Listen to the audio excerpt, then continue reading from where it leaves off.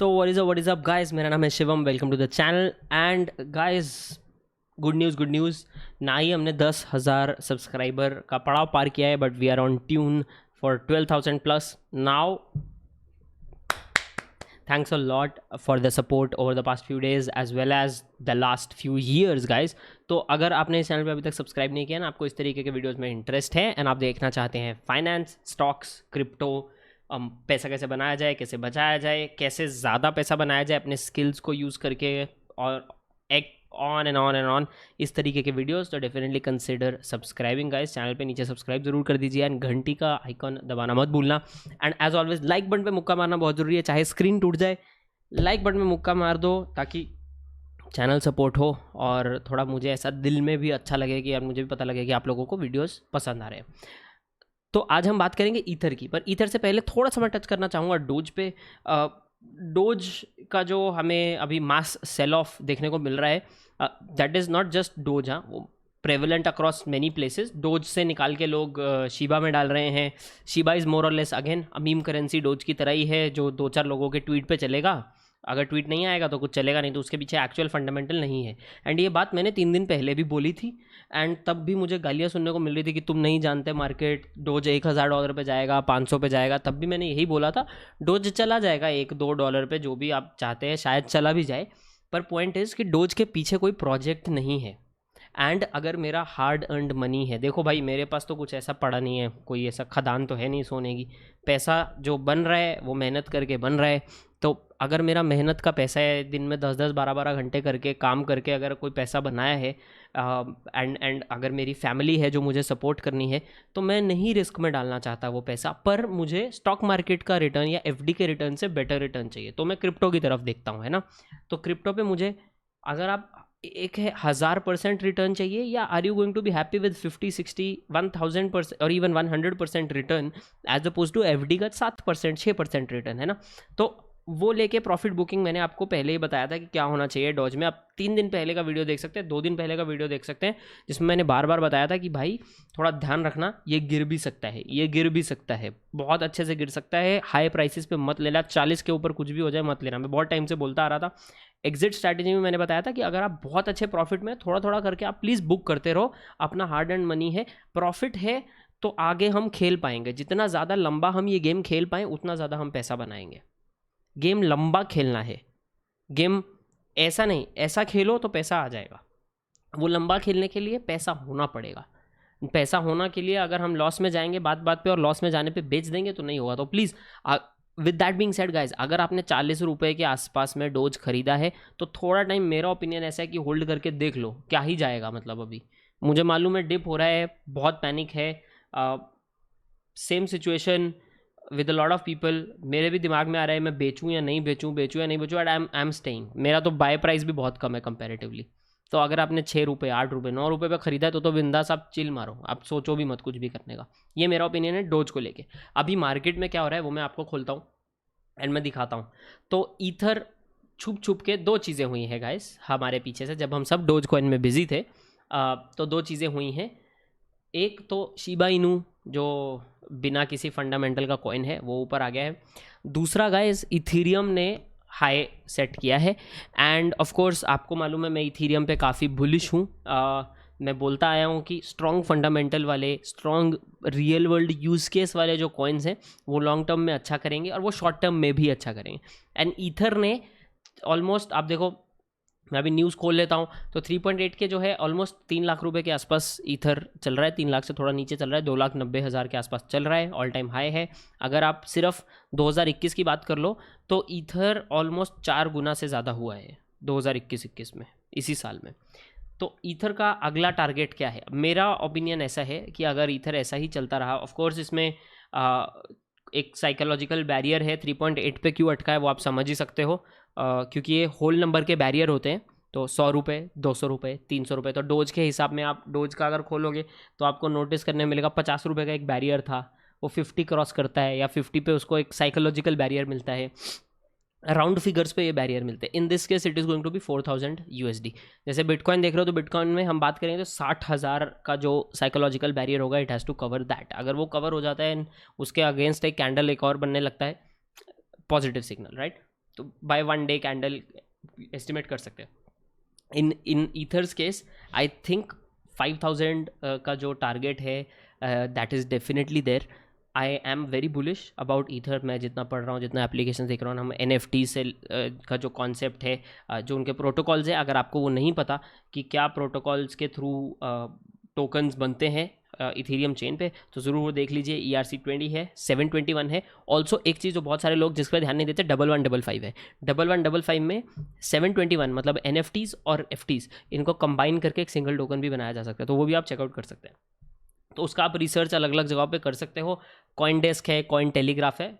तो यहाँ पे थोड़ा सा न्यूज़ की अगर हम बात करें तो इथीरियम जो है गाइस, पिछले छुपी छुपी में हम लोग सब जब चांद पे जाने की बात कर रहे थे, हम लोग तो आ गए, हम गए चांद की जगह यहाँ बाजू वाली चौपाटी बीच पे, और इथीरियम एक्चुअली चला गया मार्स पे, ठीक है।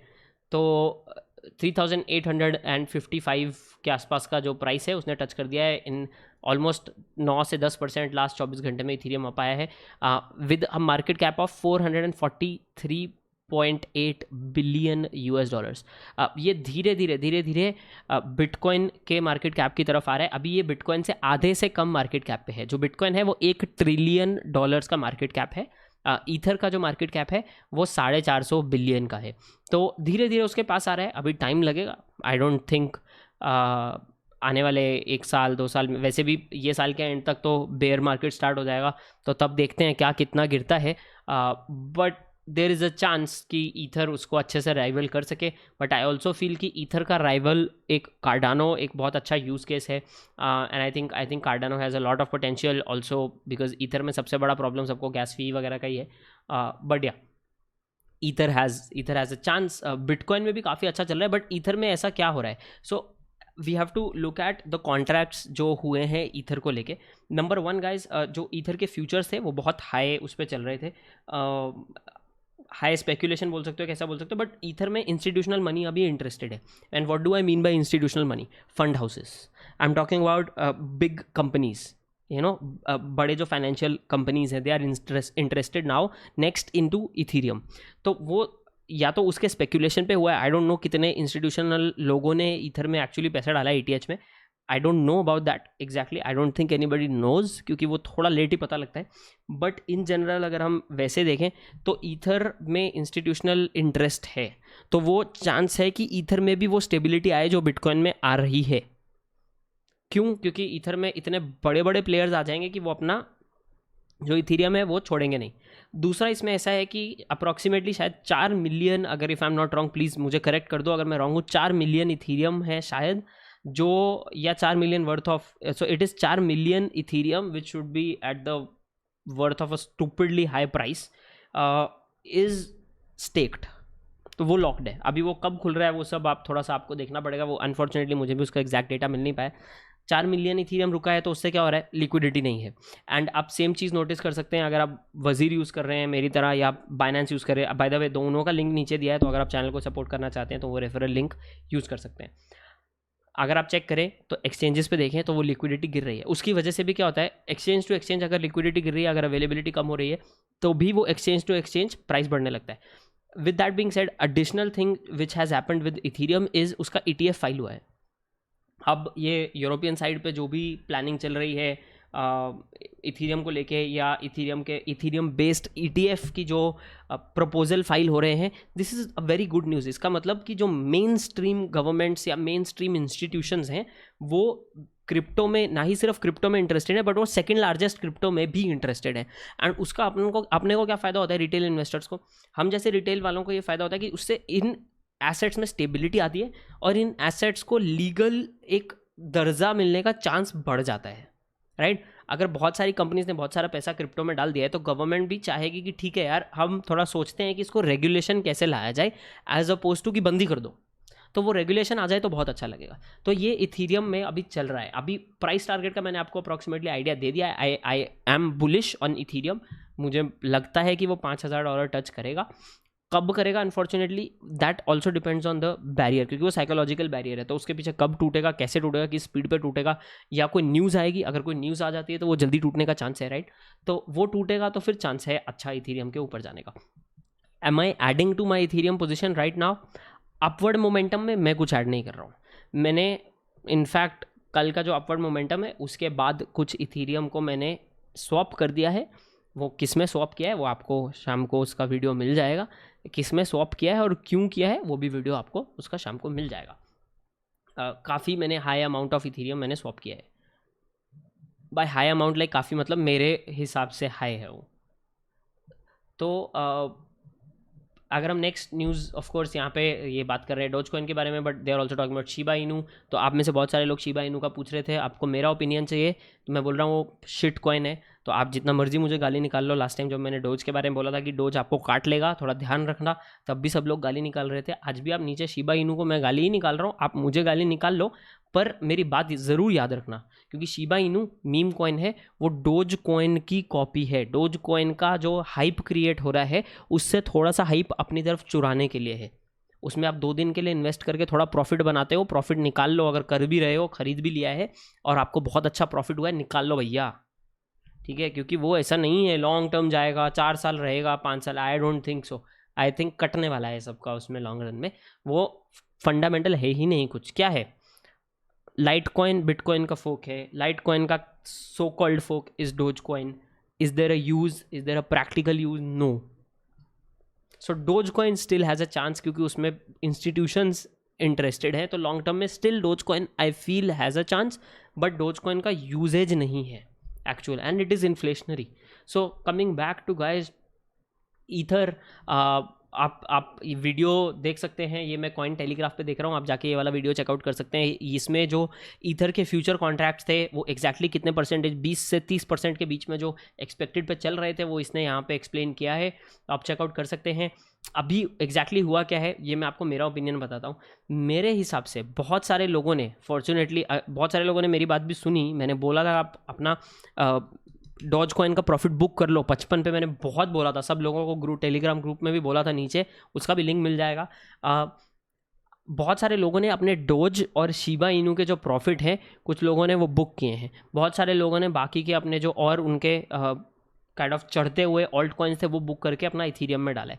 इथीरियम अभी इस पोजीशन पे है कि उसको शायद हम ऑल्ट कॉइन ना ही बोलें टेक्निकली, मतलब अभी धीरे धीरे वो उस पोजीशन की तरफ चलता आ रहा है कि बिटकॉइन और इथीरियम सेम कैटेगरी में आने लगेंगे। और इसमें इथीरियम क्लासिक कहाँ आता है? मेरे हिसाब से कहीं भी नहीं। अभी इथीरियम क्लासिक का आपको मैं एक अगर एग्जांपल दूं तो आई थिंक मैंने वो लिंक शेयर किया है, मैं आपको क्विकली वो लिंक खोल देता हूँ। मेरा एक्चुअली प्लान नहीं था ये लिंक आपको दिखाने का, क्योंकि मैंने ऑलरेडी शेयर किया था, तो मुझे 1 सेकेंड अगर आप दे दें। हाँ ये रहा, तो ये मैं आपको लिंक दिखाता हूँ, आप मज़ा लो इसका। यहाँ पे ये लोग क्या बोल रहे हैं ये पढ़ो, ठीक है।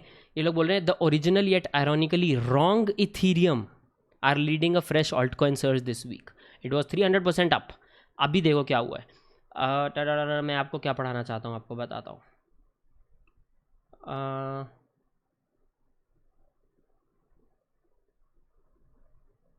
Where am I looking for, what am I looking?